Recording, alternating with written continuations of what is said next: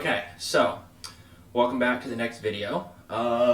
Last time we learned how to maximize this objective function. So the summation as t goes from 0 to infinity, beta to the power of t times the natural log of consumption in each period. Beta was the discount factor. So what that told me was beta says if beta is 0.95, then I care about tomorrow 95% as much as I care about today.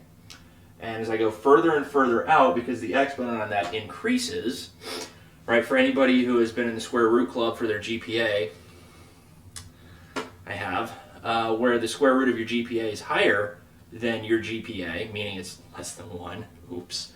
Yeah, and I'm the guy teaching this class. But if the square root of a number less than 1 is larger than that number, right, then squaring that number will make it smaller. Cubing, make it smaller, raising to the 4th, 5th, 6th, 8th, 10th, 138th power. We'll keep getting smaller and smaller and smaller. So that's a discount factor. Now the discount rate, rho, this funny looking p, right, this rho tells me how impatient I am. So beta kind of says like, well, how patient am I? How much do I care about the future relative to today? Rho tells me how impatient I am. So the larger rho gets, the smaller beta gets. So if rho gets larger, I get more impatient, beta gets smaller. Now, that was the objective function. That was our utility function that we wanted to maximize over this infinite horizon. We saw all that stuff with the indifference curves, with like the CT and CT plus 1 axes, and then like trying to find, okay, what is the Euler equation, explain, what point does it identify as far as achieving that point of tangency where the intertemporal budget constraint touches the indifference curve at one point. All that good stuff. Well, we're getting the same thing with this here, right? We've made the constraint a little bit more complicated, and we have made,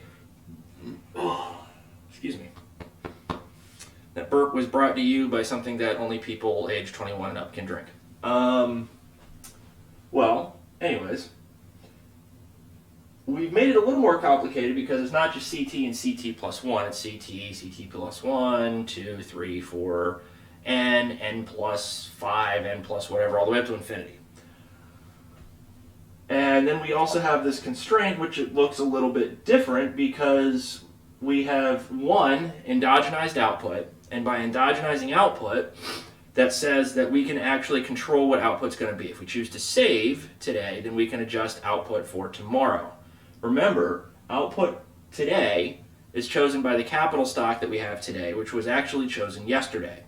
So capital is a state variable. If we select capital today, we can't do anything for output today because we're buying KT plus 1, we're not buying KT.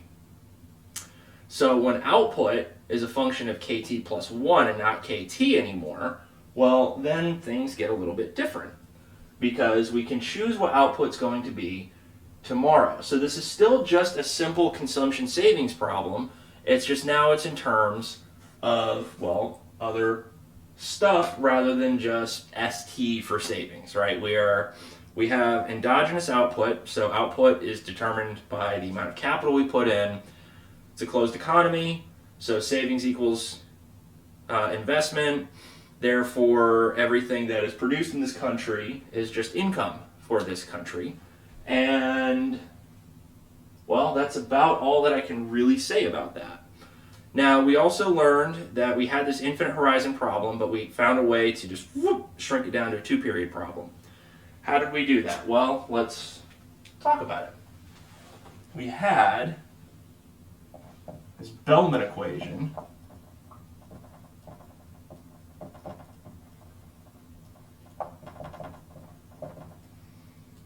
which was V of KT, and that was equal to, what was it equal to again? That's right. First period's utility with this stuff plugged in for CT. So it's the natural log of, paint marker,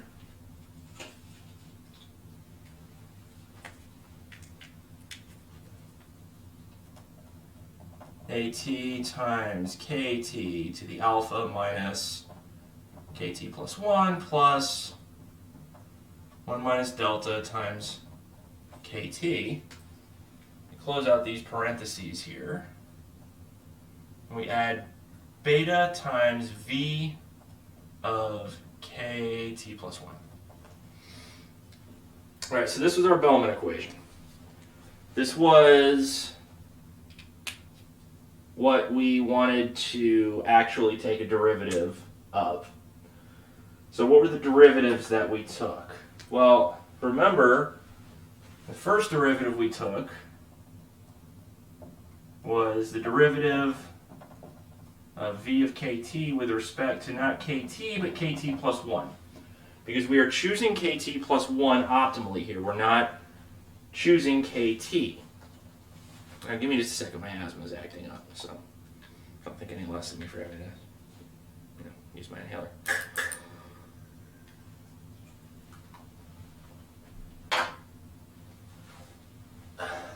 Okay. So we're taking the derivative of the value function with respect to kt plus 1 because when we choose kt plus 1, we are choosing optimally. Basically, we're deciding how much to save. If we figure out how much to save today, then we know how much we're going to consume today, because thanks to Walray's law, if we know how much we're going to save, we can back out what consumption is going to be. So the derivative of this, if you remember, the derivative of the natural log of anything is just 1 over that stuff. Now, in the other video, I go through, when I take this derivative and I explain, okay, well, what we got is like 1 over this, and then, I take the derivative of the inside. I'm going to cheat a little bit on this here, and if you want to do this on the homework or the exam, as long as you are comfortable with what you are doing and you know what you are doing, then I have no problem with this whatsoever, because it saves space and it means you don't have to write as much. Because remember, CT is equal to this junk. So if it's 1 over all this junk and nothing about this junk changes, this is just 1 over CT. So I just legit get 1 over CT. Right, but now I need to do the derivative of the inside. And I can't really do that with just CT. I need what CT is equal to. Because it's with respect to KT plus 1. Well, CT is a function of KT plus 1. So if CT is a function of KT plus 1, I want the derivative with respect to KT plus 1. Well, chain rule, right, outside, peel back the onion, go 1 layer in. We're now 1 layer in. Well, what's the derivative of this with respect to kt plus 1? Well, that's just -1. And then I add beta times the derivative of v of kt plus 1 with respect to kt plus 1, and then I set that equal to 0. So I'm maximizing this value function. By maximizing the value function, I'm maximizing utility. But if you remember, we don't know what that dv kt plus 1 dkt plus 1 is. We have no clue what that is. So we had to kind of figure out what is it. Well, what it is if we took the derivative of this value function with respect to kt instead of kt plus 1, like this right here. All right, well, what I get is, again, it's 1 over this stuff for the beginning, so it's still just 1 over CT. But then the stuff on the inside changes a little bit. What's the stuff on the inside? What's that derivative going to be with all that inside crap? Well, what it is I take the derivative of this with respect to kt rather than kt plus 1. So I'm going to get alpha.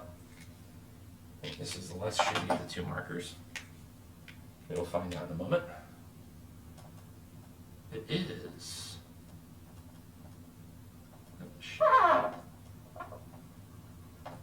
got so excited about the new marker,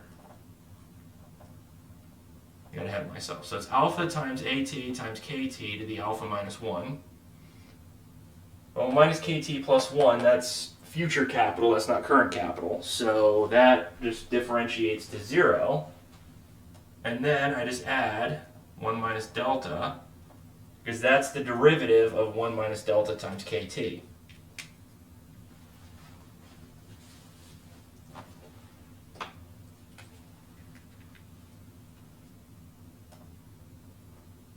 Like that. Right, now what I want to do from here, this is dv of kt dkt. I want to update at one period. So when I update at one period, I literally just add 1 to every subscript that I find. So I get 1 over ct plus 1 times, I'm just going to use the black marker for this, hope you don't mind, alpha times a t plus 1 kt plus 1 to the alpha minus 1 plus 1 minus delta. And I get that. Now from this, because this is equal to that, and this shows up right here, I can just take this and plug that in here, and we're good to go. So that tells me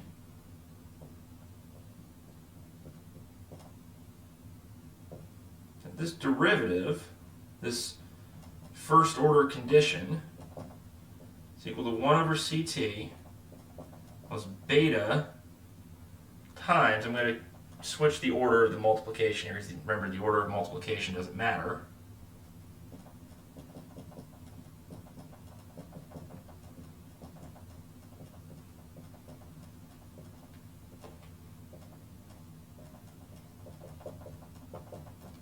And I get that.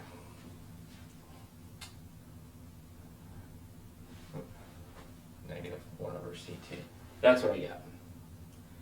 Right, so if the negative of 1 over ct plus this stuff equals 0, all that tells me is that 1 over ct equals beta times this alpha a t plus 1 kt plus 1 to the alpha minus 1 plus 1 minus delta times 1 over ct plus 1.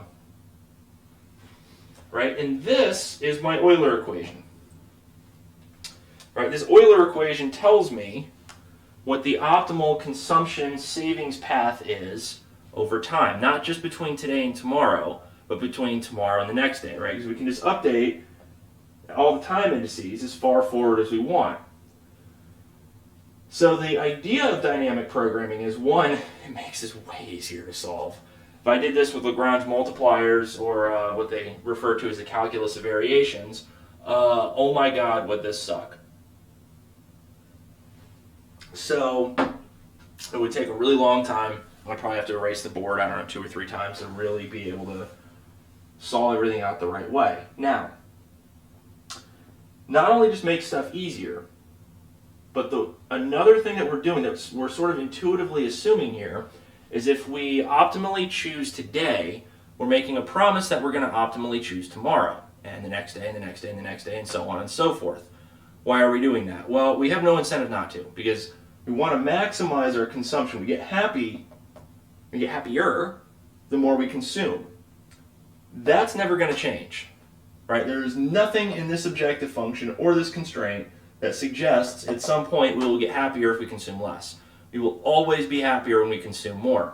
So, as we consume more, we get happier. So if we choose optimally between today and tomorrow, we can choose optimally between tomorrow and the next day, and well, just so on and so forth. And it keeps going on and on and on forever. Pretty cool stuff. So this is where we ended up. But we had, well, other stuff we wanted to figure out. Namely, the steady states. You wanted to find the fixed points to this dynamic general equilibrium. Because it's not, in dynamic general equilibrium, it's not just enough that markets are in equilibrium in a static framework, meaning at each point in time. It's also important to us that markets are in equilibrium in a dynamic framework, meaning across time. So not just within one point in time, not a snapshot in time. Right? So it would just be like if I just took a picture right now. Well, snapshot in time, market would be in equilibrium, that would be nice. But if it's not for the remaining time periods, well, we got a little bit of a problem here. So what we want to do is we want to find the steady states to put this in a dynamic equilibrium, basically meaning everything that's moving is just moving along a flat line. Now, as it's moving along the flat line, that's absent any shocks. So if you remember like demand shocks, supply shocks, monetary policy shocks, fiscal policy shocks, stuff like that, that comes into play when we identify the steady states. If we can find the steady states, and there is a system of steady state solutions for all of these, we can then impose the shocks, because if it's going flat like this, there's nothing changing it. And then as soon as we impose some shock, let's say we impose a monetary policy shock, and we want to look at what the price level does, right? Well, conventional theory regarding monetary policy suggests if we're going like this, monetary policy shock hits, we want to see what's going to happen to the price level, it's going to pop up. Oh, and apparently it's going to go over the screen. So it's going to pop up, right? But the monetary increase will eventually slow. So the rate of change of the price level, inflation, will eventually taper back off. And it will converge back to its original steady state. So that's what would happen if we had, say, a transitory shock. Right? If we had a permanent shock, things could be a little bit different. I'm not really thinking we're going to get that far into that stuff in this class. I think it's just a little too far. I don't see what there'd be, like, what would be gained from that. But anyways, so if we can get everything into its steady state, we can then analyze how every single endogenous variable is going to respond to a shock. Now, what that sort of translates out to is, when we want to know if an endogenous variable is, like, how that's going to respond to a shock, well, if you impose a shock to one of the equations, all of the other equations will eventually respond. It's kind of like, if you look at like those super awesome recording studios, something I would love to even know what the hell half of this shit does, let alone have one myself, where they've got like those massive like panels with like all the little sliders, presumably like different stuff for EQ, for different channels, for inputs and all that, where it's like, I'm sure you've seen these videos before, someone will like flick one of the sliders and they all kind of like domino, and they all kind of like move across like that. That's sort of what's happening here. If we can impact one of the equations, we apply a shock to one of the equations. So we don't have any labor supply stuff here. Why? Well, because there's no labor decision here. But let's say there was a labor supply shock. Well, that labor supply shock would originate in the labor supply equation, but it would feed through all of the other equations as well. Now, we're not going to be computing how this stuff feeds through all the different equations. That's probably like master's or PhD level work. But it's important to see what the equations are to understand where the shocks can originate. We can look at like some static graphs and then sort of translate the static graphs into dynamics. It's more just drawing pictures than it is doing math at that point. But it's still important to see what this stuff is telling us. Sort of where those ideas are coming from, right? So here, let's say there's a technology shock, right? There would be a shock to AT. Well, if there's a shock to AT, right, all of the other equations are going to respond. And we kind of want to see how they're going to respond, but we have to find the steady states first. So that's the reason that we're finding steady states. It's not just math for the sake of math. It's, well, math for the sake of economics to be able to tell a compelling story that other people will want to believe.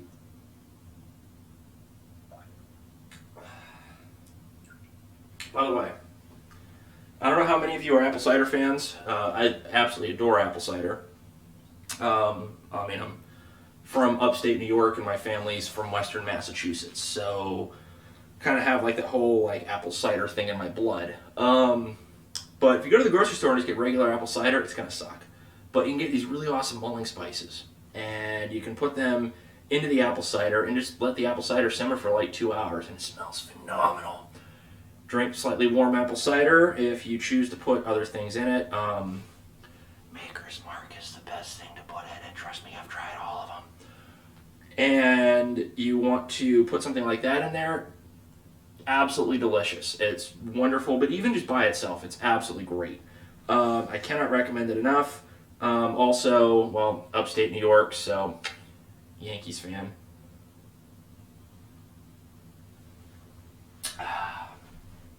There wasn't any makers in that, I promise. If I slur my words later, it's because there definitely wasn't any makers in it. So we want to find our steady states. How are we going to do that?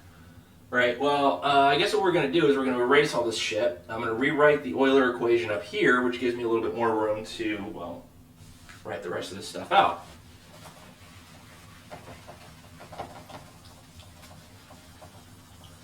So hopefully by now we're seeing that this Bellman equation stuff really isn't too terribly bad. And also, the nice thing is, on the homework and on the exams, well, you're kind of going to know when to stop doing math, and you're going to know when you've done something right or wrong, because you're going to get an Euler equation that you will very likely recognize. So, 1 over ct equals beta times alpha at plus 1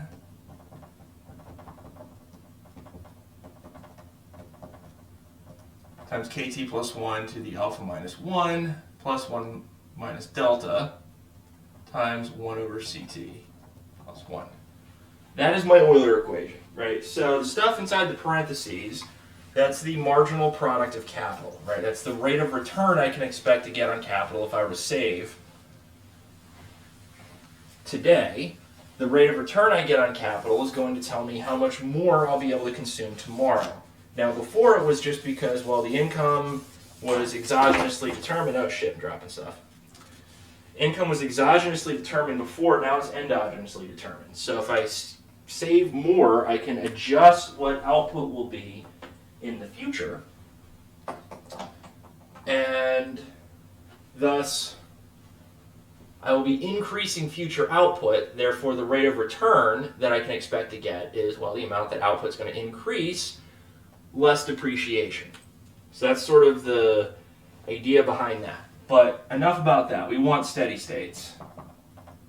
Steady states. All right, now if you remember steady states, well, it's that fixed point shit that I was showing you earlier, where we just set all of the t subscripts equal to each other. We just put an SS in there. We can do a star, whatever you like. I usually just do SS. It's how I learned it. Sort of been internalized and ingrained in my head at this point, so I can't really help it. So if we want the steady states, 1 over CSS was beta times alpha ASS, there's a wordy dirt, times KSS, the alpha minus 1 plus 1 minus delta, over, or times 1 over CSS. All right, so you think, all right, well, which steady state are we going to want to try to find here? What steady state is going to be an appropriate one to try to find here? Well, we could think, all right, well, we could find steady state consumption. You know, I keep going on and on and on about consumption, like all the F in time. I kind of didn't say that. I still don't know how to edit these videos. So we could think steady state consumption, but we have a problem here. 1 over CSS, 1 over CSS, two different sides of the equation. Well, that means if I multiply both sides by CSS, I literally get CSS over CSS equals beta times alpha wordy-dird KSS to the alpha minus 1 plus 1 minus delta. Well, CSS over CSS just reduces down to 1. So we're not finding steady state consumption out of this. So we can just get that right out of the picture. So it's just 1. Well, what can I do here? Well, beta times all this stuff. So let's just divide both sides by beta. So I get beta to the negative 1 equals alpha times my wordy-dird times KSS to the alpha minus 1 plus 1 minus delta. I'll write that a little bit more clearly for you, like that. All right, so we can figure out pretty easily which endogenous variable we're going to be looking at. So remember, A, my wordy-dird here, is an exogenous variable. That's the source of shocks, the source of technology shocks. So that's going out the window. I'm not worried about that. which means the only variable left with an SS subscript to it is capital. So I want to find my steady state capital. So what am I going to do? How am I going to do that? Well, first let's recall beta to the negative 1 is equal to 1 over beta. Beta is equal to 1 over 1 plus rho. Alright, so beta to the negative 1 would be 1 over 1 plus rho to the negative 1, which is just 1 plus rho. So the left-hand side of this equation is 1 plus rho. That's equal to the right-hand side of the equation, alpha times my wordy-dird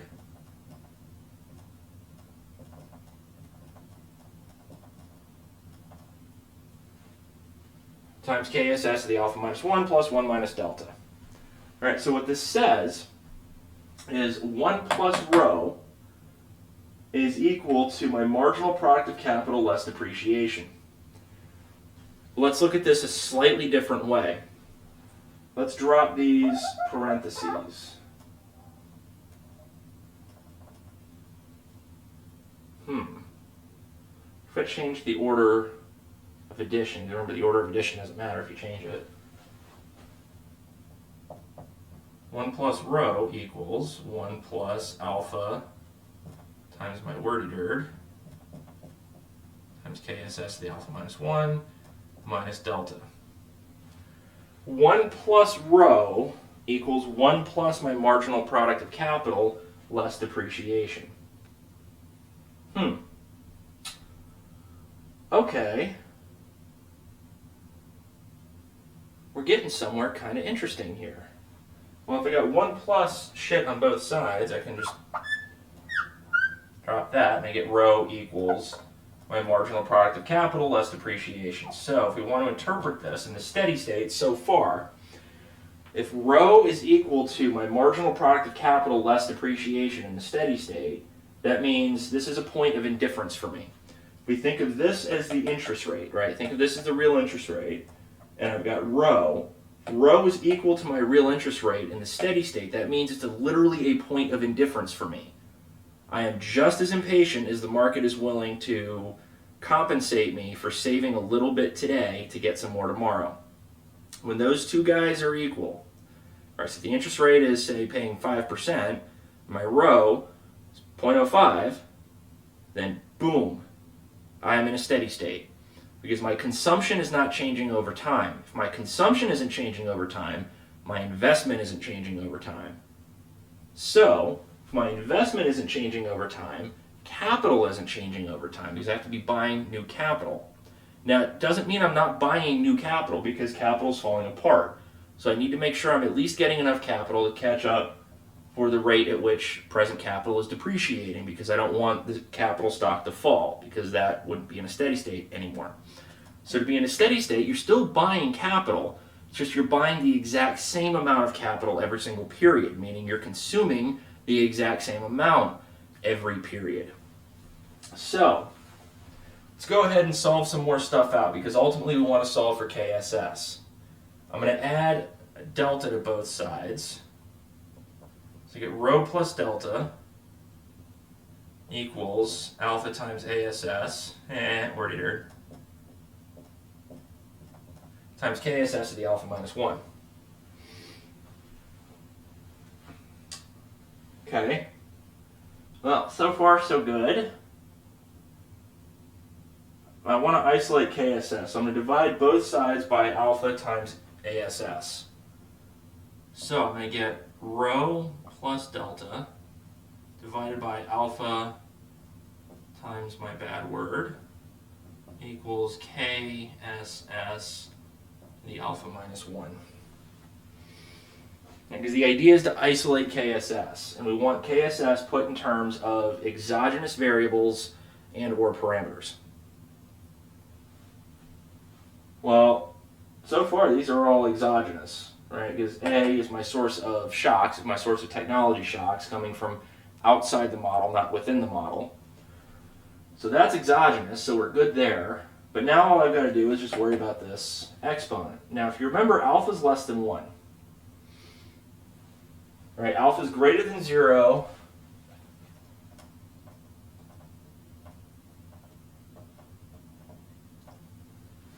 Less than 1.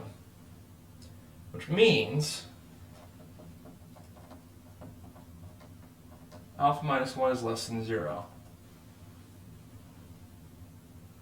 Okay, so basically I've got KSS to a negative power here. How can I fix that? Well, if I multiply these exponents by negative 1, what I would get, basically if I just raise both sides to the power of negative 1, very much unlike Huey Lewis's power of love,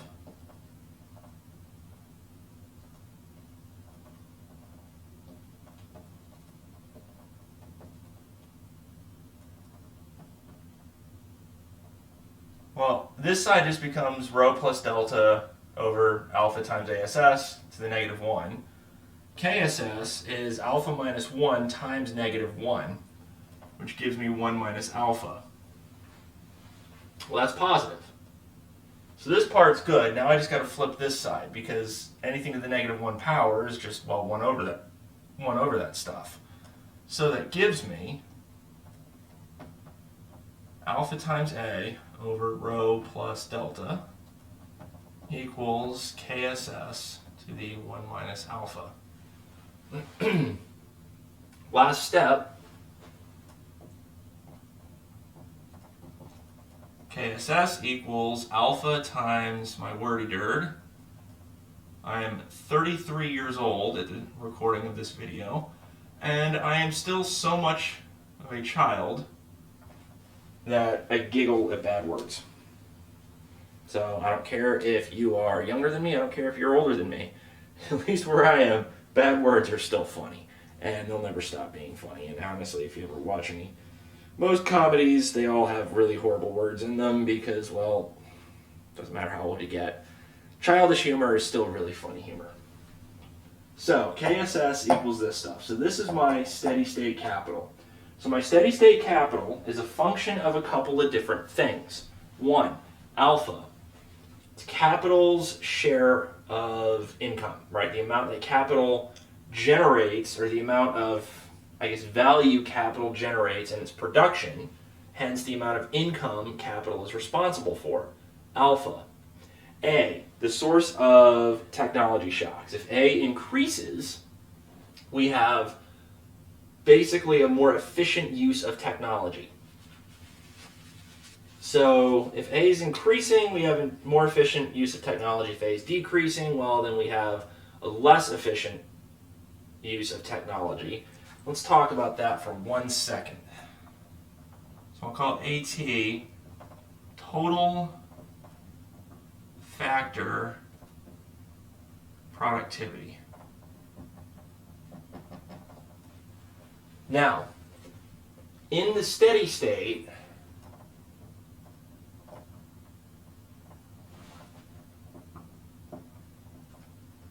this AT is assumed to be equal to 1. So if there's no technological change, A is equal to 1. If we get some sort of technological growth, then A is going to be larger than 1.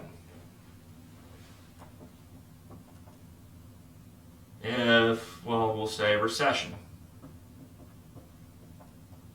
A is less than 1. So if the economy grows, if the economy expands, A is larger than 1. If the economy slows down, if we enter a recession, A is less than 1.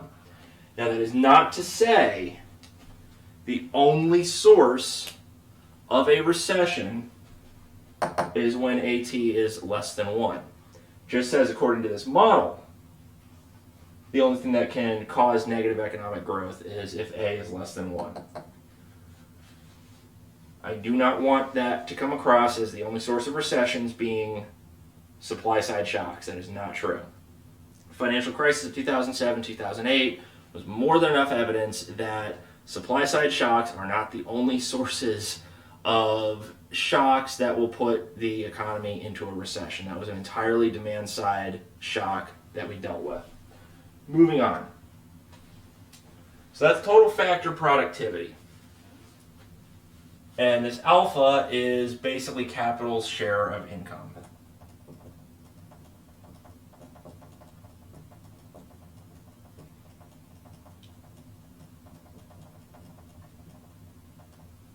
All right, so that was everything in the numerator. Well, let's look at the denominator. Rho. How impatient I am.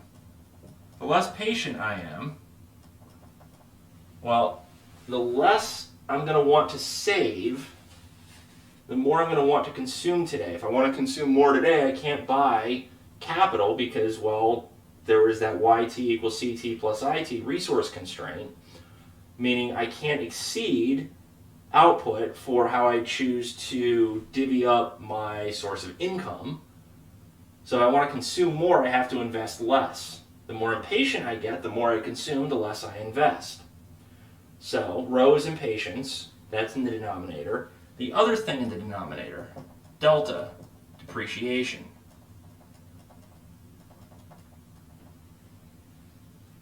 So the stuff in the numerator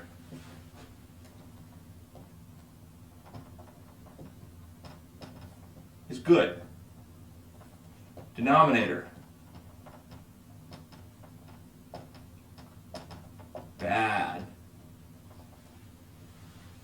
Anything in the numerator goes up, steady state capital increases.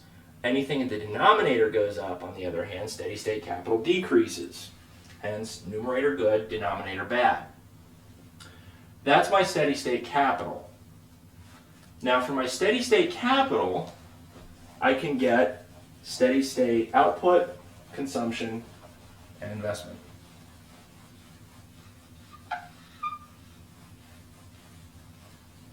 So what is steady state output? Well,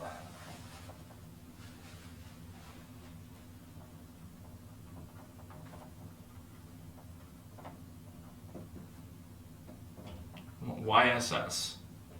Recall output y is equal to a times k to the alpha. In the steady state, that implies steady state output equals ASS, word here, times KSS to the alpha. Well, I know what KSS is, it's just this shit over here. So steady state output is just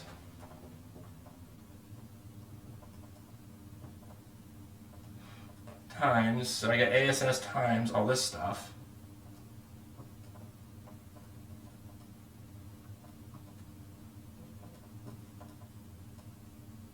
Well, 1 over 1 minus alpha times alpha, it gives me alpha over 1 minus alpha.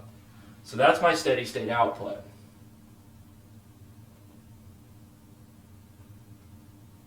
Okay, so I got steady state capital, steady state output. Well, what's steady state consumption and steady state investment? Which one do we want to do? Well, let's do steady state investment.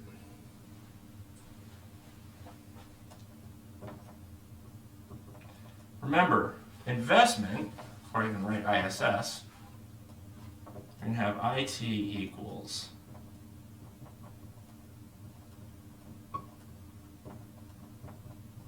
KT plus 1 minus delta times KT. All right, that's my law of motion of capital. Well, that implies in the steady state, what I would get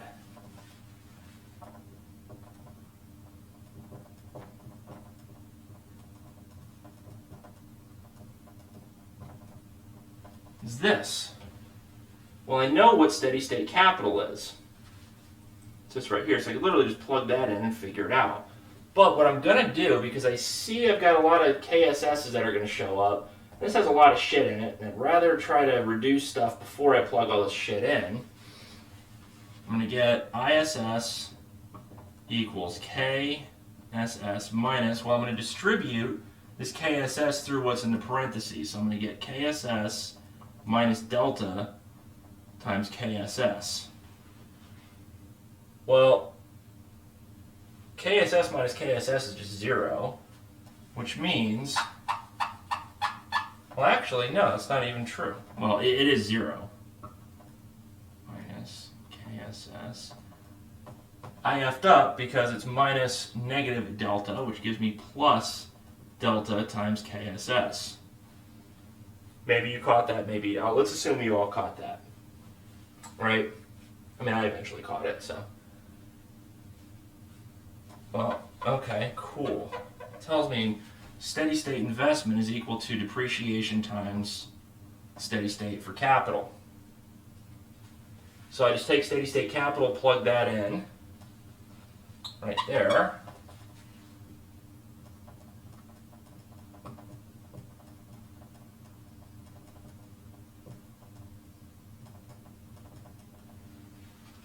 And that's my steady state investment. So I have steady state output, steady state capital, steady state investment. From here I can figure out what steady state consumption is going to be. But I don't want to give you all the answers to stuff, so let's say that it will be on you to figure out what steady state consumption is. And that will, let me think, is there anything else I want to talk about here? No. So that will conclude this video. And I will assign a problem set. We can figure out how to do this stuff. And, well, the next video is going to be basically doing the exact same thing, just adding some more stuff into the constraint and some more stuff into the utility function. But this wraps up this stuff here. The book talks about the different sources of shocks, the shock to AT or AT plus 1. What I'll tell you right now is, because even though we're in the steady state, that's just kind of telling us where we're moving along. Well, actually, I'll tell you what I'm going to do. I'm not going to end this video just yet, because there is one thing in particular I think is particularly important. Because the steady state tells us where we are basically when we're in equilibrium, when we're at rest.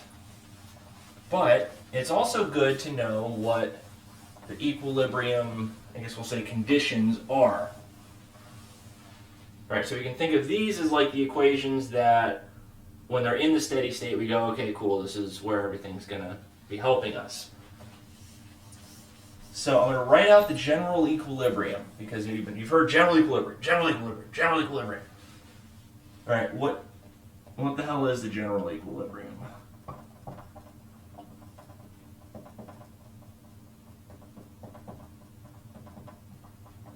Well, basically it's a system of equations that describes the equilibrium of this economy. But it's not just equilibrium in one market, it's the equilibrium in all markets, hence general equilibrium. We have to salute to general equilibrium. So the general equilibrium here is just a bunch of equations. First one's the Euler equation.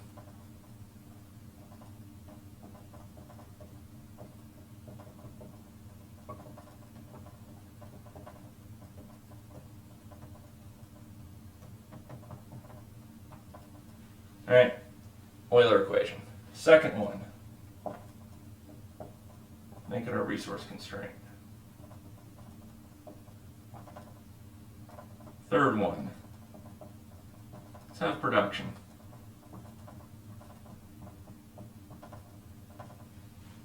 Fourth one, law of motion of capital.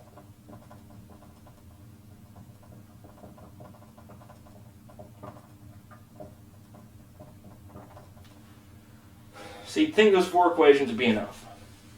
But a little bit of an issue here. Because, well, from here, we can identify capital, we can identify consumption and investment, all that good stuff. There's one thing that we can't really identify yet. And that's this source of technology shocks. Right? This source of technology shocks follows what's known as an AR1 process, or an autoregressive process with one lag. This will actually look really familiar to you. So I'll write out the beginning of it. The first part will look ridiculously familiar.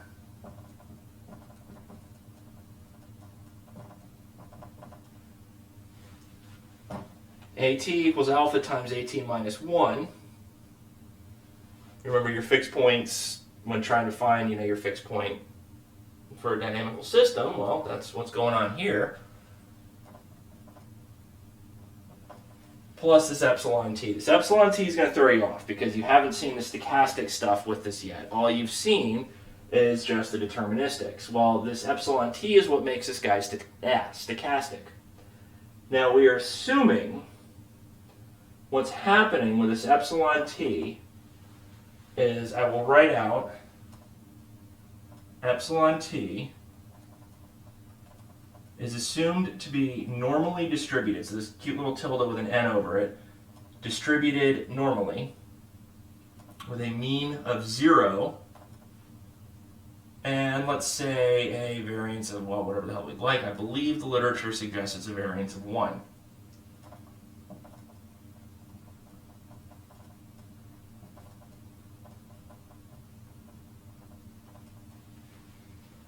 Right, so we can assume actually this has a standard normal distribution.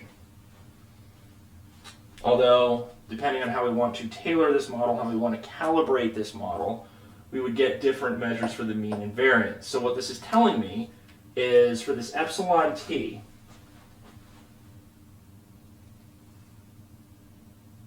so epsilon t has a distribution,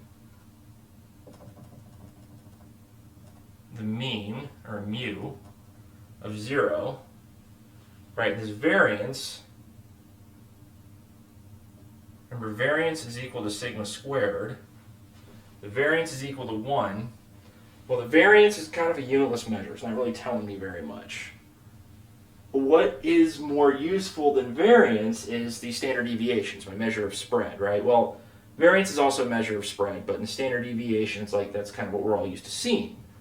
Right? Well, if you remember the standard deviation, if you go one standard deviation out either way, right, what is this, about 68% of the distribution? Well, if this distance is 1, either way, if the variance is equal to 1, the square root of the variance is equal to the standard deviation, which is just sigma, is equal to 1. So it tells me 68% of my shocks to technology will fall between -1 and 1. So 68% of the time, whenever there's a shock, that shock will increase AT by something in between -1 and 1. If it's less than 1, well, that's a negative technology shock. If it's more than 1, it's a positive technology shock. But we're assuming in the steady state, or just sort of in general, right, every single period, or I can say on average,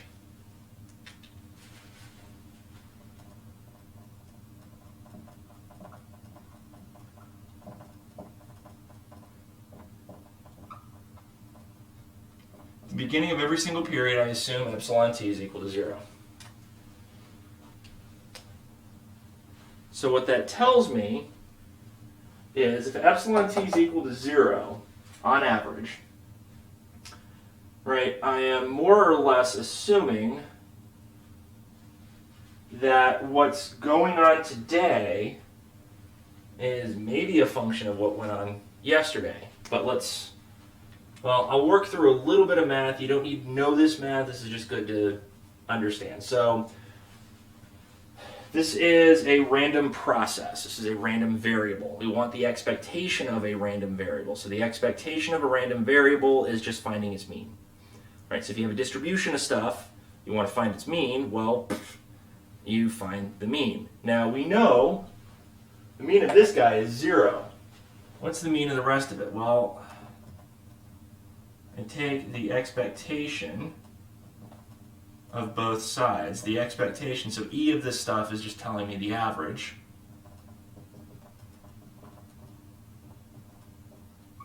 Like this. So if I want the average of the left-hand side, I'm going to get the average of the right-hand side. Average of the left-hand side is still E of AT for the moment. expectation, well, I can distribute this expectation operator through where the expectation of the sum is equal to the sum of the expectations. Again, don't worry too much about this. I'm just sort of showing you what we can expect our technology shock to be at every single point in time.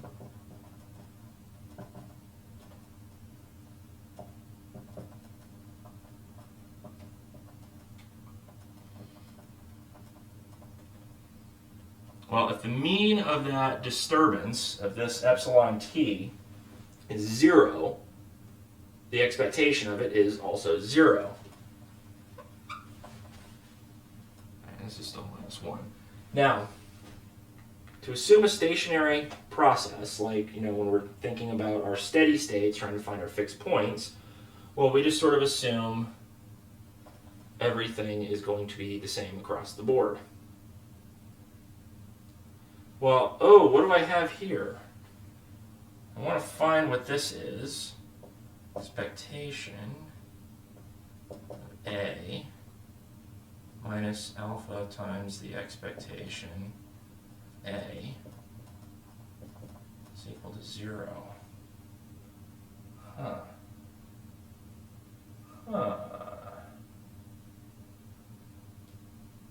Well, okay, let's see what's going on here.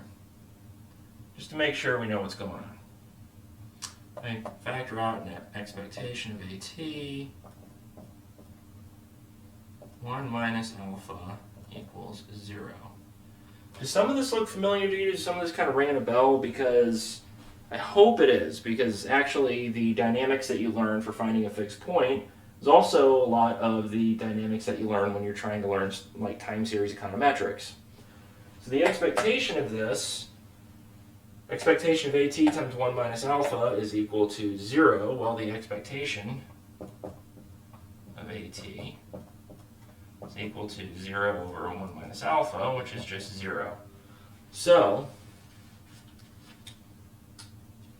how can I interpret that? Well, the way I interpret that is that I'm assuming there's no change to AT. And that's about, where we can end with this. So I'm assuming at every single point in time,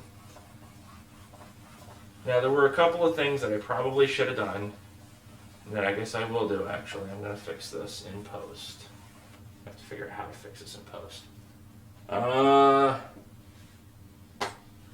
Basically, if this was done in logs rather than in levels, I would get the expectations equal to 1. But it wasn't, so we're assuming it's equal to 0. However, we think of this more in log changes, so when we're looking at that, basically we're assuming that it's equal to 1 every single period. And it has a probability of 0.5 of being equal to 1 every single period. So we just sort of assume that we will be moving forward either, well, just without any technology shocks whatsoever. And that is that. So that will actually wrap up this lecture, and I mean it this time, I'm serious. So, general equilibrium, we found the steady states, we figured out what the general equilibrium is, and from here we can go like, okay, well there's a shock to AT, it originates here, pops up in here, so output's going to increase. Output's going to increase, we can consume and invest more. If we can consume more, everything within this Euler equation is going to change, but everything also within this investment equation is also going to change. So we can see how this is sort of going to change stuff throughout all of the different equations. We just want to make sure that all of the equations are, or really all the endogenous variables, are appropriately identified, in which case, here they are. Now, we will be moving on to a macroeconomic model of money, where basically we put money in the utility function, and then we also throw some money into the constraint. It's a tweak on what's known as the real business cycle model, and it's going to let us see how if prices are perfectly flexible, meaning there's no change to, well, not no change, if prices can immediately respond to any sort of shocks, whether they're demand or supply side shocks, prices can immediately respond, then we will sort of see what happens in that framework if we introduce money and throw in some monetary policy shocks. We'll learn about monetary neutrality, monetary superneutrality, and sort of the role that those things play, and how the real business cycle model is actually a very good model for medium to long run stuff, but it falls short when we're looking at short to medium run stuff, which is where we need a different class of models. So that will wrap this up. Immediately after this, we start business cycle stuff. So enjoy. Practice this, look at the problem set, everything should be good. The problem set will be way simpler than what you saw, especially at the end here. But if you can follow through everything in the lecture as far as finding the steady states, you should be able to find all the solutions in the problem set. So thanks for making it this far. I'm sure I've probably wasted about 2 hours of your time, or maybe less, maybe like an hour and 15 minutes, I don't know. But either way, enjoy, and I will see you next time. Bye.